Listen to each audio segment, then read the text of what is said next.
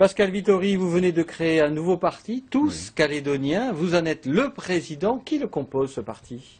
Écoutez, il est composé d'élus locaux qui ont souhaité se regrouper, qui ne se retrouvaient pas dans les partis qui existent actuellement. Certains n'avaient jamais pris leur carte dans un parti politique local.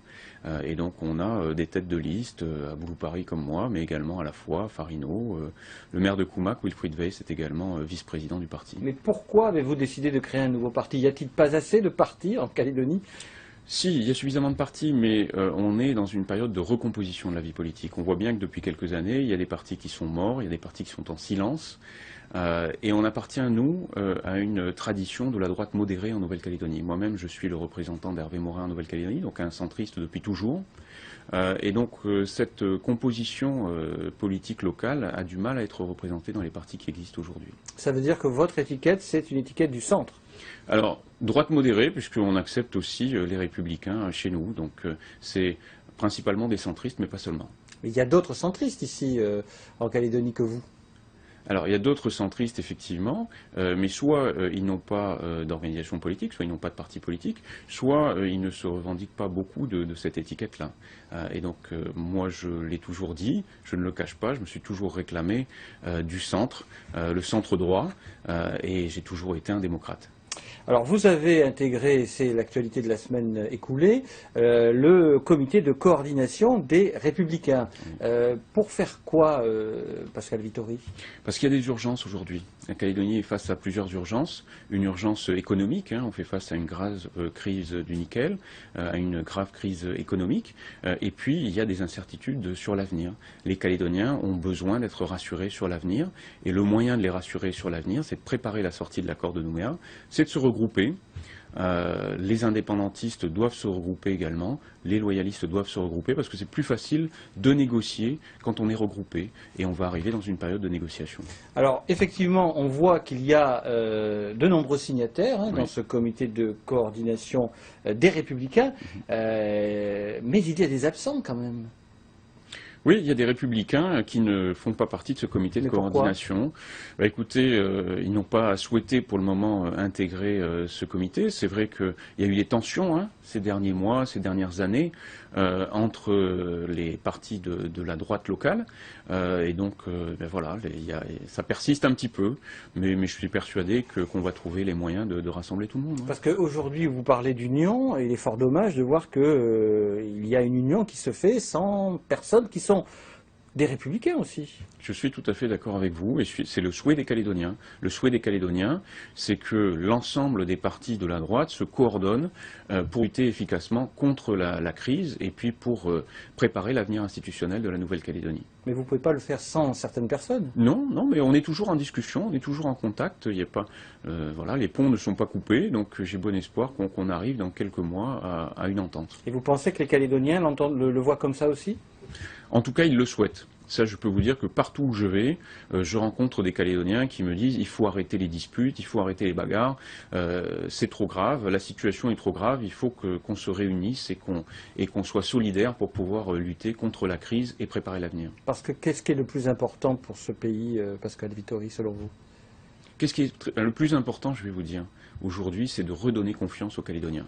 Redonner confiance en l'avenir, parce qu'aujourd'hui, le problème des Calédoniens, c'est qu'ils ne savent pas où ils vont. Quand ils investissent en Nouvelle-Calédonie, ils n'ont aucune garantie de ce qui va leur arriver. Est-ce qu'ils vont bien rester propriétaires de leurs biens?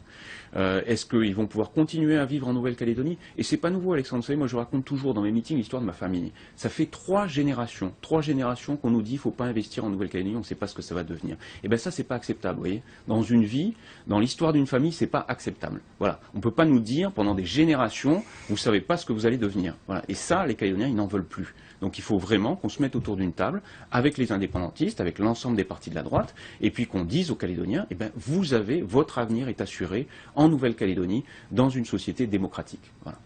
L'actualité, Pascal Vittori, de cette semaine, on en a parlé dans le journal, on est au 12e jour d'un conflit qui touche le cœur de la Calédonie, puisqu'on parle de son minerai, du nickel, avec des rouleurs qui sont devant le gouvernement, qui sont devant l'exécutif, un exécutif qui les reçoit, et apparemment il n'y a pas d'issue. Qu'est-ce qu'il faut faire selon vous pour en sortir?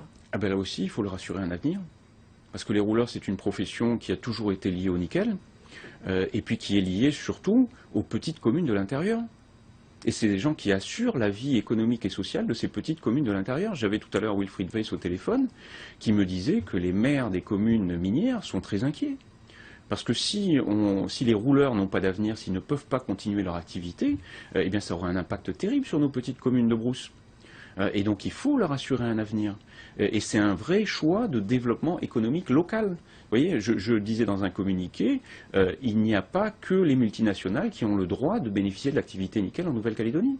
Tous les Calédoniens ont le droit de bénéficier de l'activité nickel, que ce soit les multinationales, mais aussi les petits rouleurs ou les petits mineurs, qui font travailler beaucoup de familles en Nouvelle-Calédonie. On a un logo à tous Calédoniens, c'est un Calédonien qui attrape le soleil, vous voyez, et ça veut dire une chose, ça veut dire le soleil doit briller pour tout le monde. Voilà. Mais on a l'impression qu'il y a deux mondes quand même. Hein. Ce monde des multinationales et des ententes financières qui les régissent, hein, avec certaines institutions d'ailleurs, et ces petits rouleurs qui font partie de l'histoire du pays dont vous venez de parler. Alors comment on peut concilier les deux, tradition, modernité, comment on peut faire pour avancer? Mais moi je crois qu'il y a de la place pour tout le monde. Et l'erreur c'est justement d'opposer les uns aux autres. C'est d'opposer les multinationales aux petits entrepreneurs locaux. Je crois que tout le monde a la capacité, ils peuvent très bien travailler ensemble. On l'a vu sur les projets de construction de l'usine du Sud ou de l'usine du Nord, les grandes multinationales ont fait appel à nos rouleurs locaux. Et c'est pour ça que les institutions doivent aider à l'émergence d'une solution. Mais pourtant, on ne comprend pas pourquoi on ne veut pas les autoriser à exporter des latérites en Chine. Vous avez un élément de réponse là-dessus, vous? Parce qu'il y a une crainte, c'est-à-dire qu'effectivement, aujourd'hui, c'est la Chine qui régule le marché du nickel dans le monde, avec ses stocks.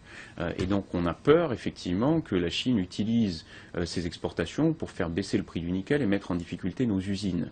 Mais je pense que les quantités, d'abord, le gouvernement peut tout à fait réguler à la fois les quantités et puis les teneurs.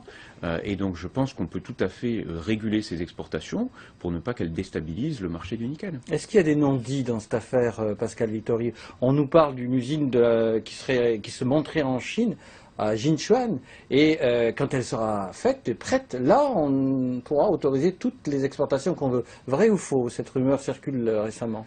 Moi, je n'en sais rien. Pour ça, il faudrait avoir accès à toute la stratégie nickel de l'usine du Nord, et je n'ai pas accès à ces informations-là. Mais vous l'avez entendu, vous aussi? Je l'ai entendu, bien sûr, c'est quelque chose qui se dit. Je sais que la province Nord est très active dans sa volonté de se développer, et de se développer notamment en Asie. Moi, je trouve que c'est une bonne chose de se développer vers l'Asie. J'ai toujours été partisan de ça. C'est une région qui est très dynamique, mais il ne faut pas que ce soit au détriment des petits entrepreneurs calédoniens. Alors, cette question des rouleurs actuellement pose une question de fond, c'est sur celle de l'économie. Faut-il qu'elle soit dirigiste et administrée, ou faut-il qu'elle soit libérale, sans être ultra-libérale, bien évidemment? Selon vous, qu'est-ce qu'il faudrait? Ah ben écoutez, nous, on est favorable au libéralisme, hein, aussi bien au niveau des libertés individuelles qu'au niveau économique. Et c'est très important parce que la Nouvelle-Calédonie, c'est aussi un pays de pionniers. C'est des gens qui se sont construits par eux-mêmes, qui ont construit, comme les rouleurs, qui se sont construits leur emploi.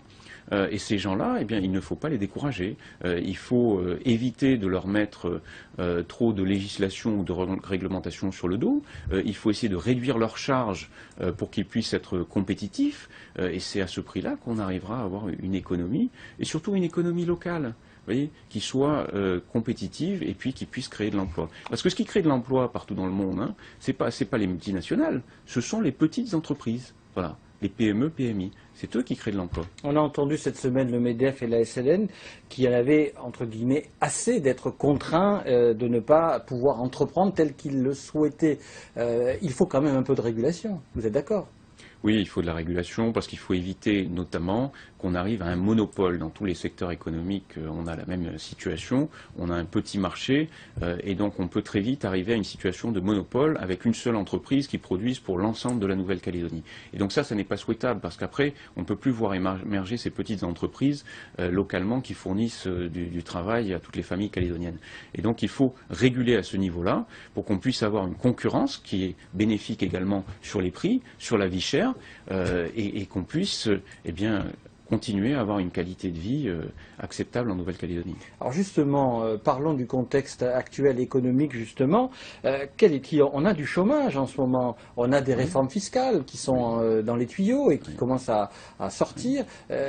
Comment vous voyez-vous cette évolution économique pour le bien des Calédoniens? Parce que in fine, c'est eux, les contribuables, qui vont devoir mettre la main à la poche. Alors nous qui sommes des élus locaux, on est très sensibles à ça. C'est-à-dire que on doit être proche des Calédoniens, on doit être disponible pour eux, on doit être à leur service. Et donc à chaque fois qu'on décide de prendre une mesure politique, on doit avoir cette idée-là en tête. C'est-à-dire est-ce que c'est bon ou pas pour les Calédoniens? Et effectivement, au niveau économique, au niveau fiscal, il faut avoir le même réflexe. Il faut qu'on modifie notre fiscalité. Les Calédoniens se plaignent beaucoup de la lourdeur de la fiscalité aujourd'hui. C'est-à-dire qu'on arrive à un point où ça n'est plus supportable. On ne peut pas faire peser davantage de fiscalité sur les Calédoniens et sur les entreprises calédoniennes. Il faut les inciter à investir, à consommer. Et pour ça, eh bien, elles ont besoin de liquidités. Si on leur met sur le dos une fiscalité trop lourde, ce ne sera pas possible. Ensuite, il faut utiliser la fiscalité locale pour réduire les charges sociales pour les entreprises. Aujourd'hui, on a un coût du travail qui est très élevé en Nouvelle-Calédonie parce qu'on a des charges très importantes.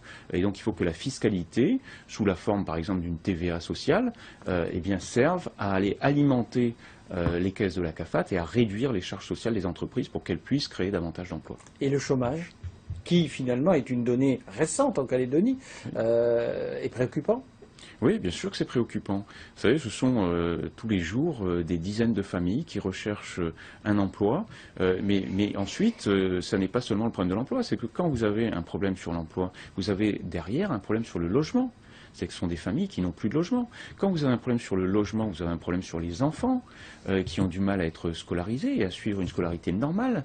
Et puis on aboutit ensuite à des problèmes de délinquance. Et on a bien vu à quel point ça devient critique en Nouvelle-Calédonie. On n'est plus au stade de la délinquance, on en est au stade de la criminalité. Et puis quand les gens n'ont plus d'emploi, eh bien ils trouvent d'autres solutions de revenus.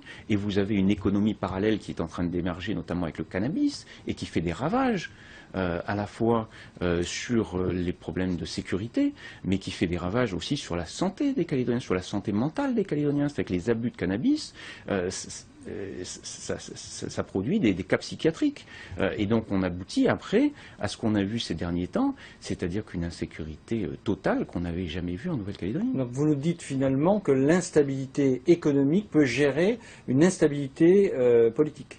Bien sûr, ça génère une instabilité politique et ça génère de l'insécurité par derrière. Et ça touche directement la vie quotidienne des Calédoniens. Et comment si vous venez à reprendre les affaires, avez-vous un projet de société tout prêt? Alors, oui, on a un projet de société. Vous savez, on a déjà travaillé donc au niveau local sur des propositions concrètes. Mais j'aimerais inciter, parce que c'est quand même une préoccupation pour nous, sur le développement local aujourd'hui.